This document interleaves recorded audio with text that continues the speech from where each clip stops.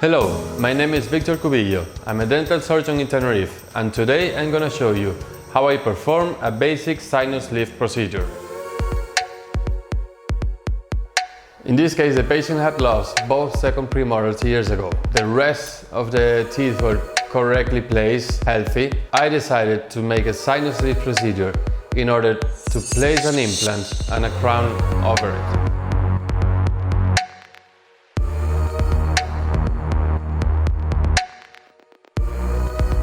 We'll make a sinus lift procedure every time we need to place an implant near to the sinus and we have less than 8 millimeters of bone.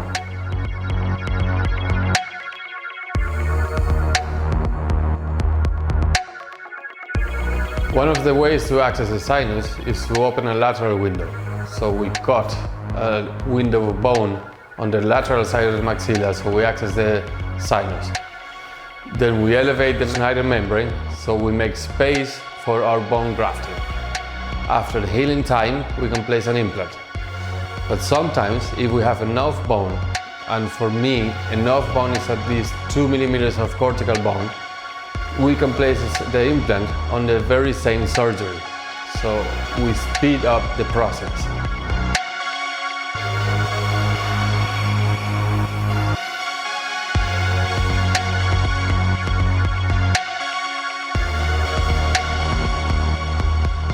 One of the most delicate steps is to remove the cortical window from the Schneider membrane because we can tear it really easily. The Schneider membrane must be intact. If we make small tears, we can suture them or we can cover them with a PREF membrane. But the membrane must be fully intact and closed. Then the bone grafting will not be around the sinus. So it will be contained on a very same spot and it will heal to bone.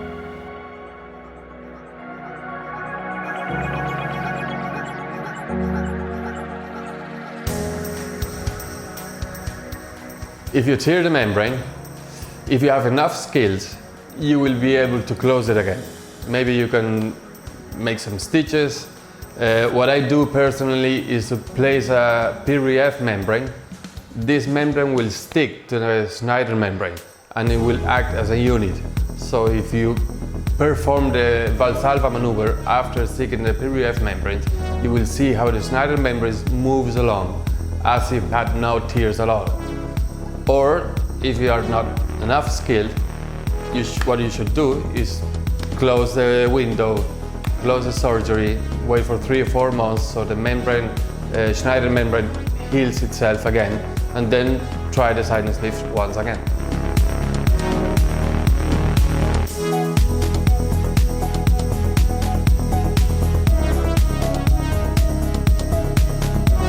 PREF really speeds up the healing process in every surgery. I always use a liquid to mix it with the bone grafting and with the membranes. For me, it's no point using saline, as the saline gives me nothing and the plasma gives me a lot of things. Growing factors, paracel, leukocytes, everything that we need for the healing process is given by the PREF. So why not use it?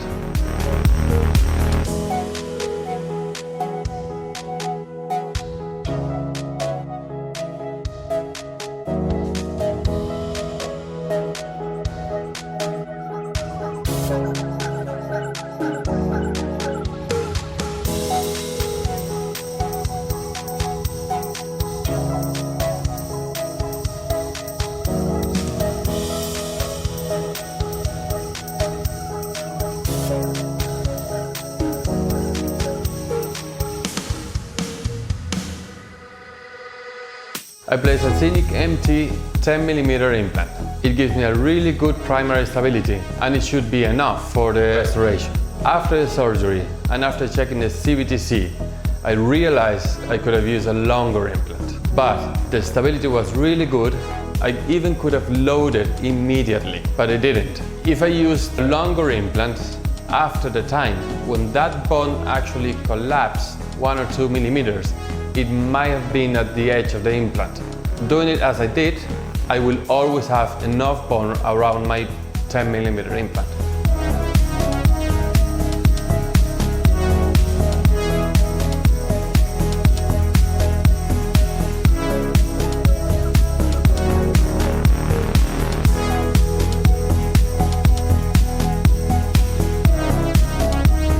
case, the patient was young, healthy, so I decided to perform both sinus lifts on the same surgery. One on the right hand side, one on the left hand side.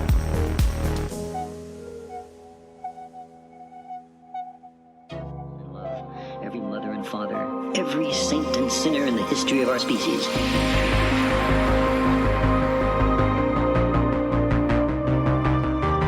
After I felt the sinus with the bone, I replaced the cortical window in its position and cover it with a collagen membrane.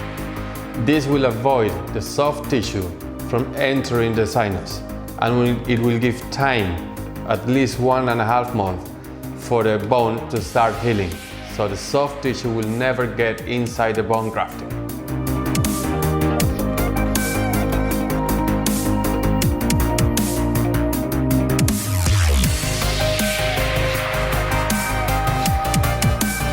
After the surgery, the healing process begins, and it would last for at least 6 to 8 months.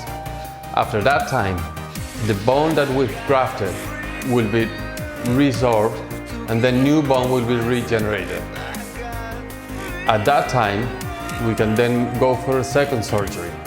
Open a small flap in the gum, access the implant, and start taking the impressions for the crown.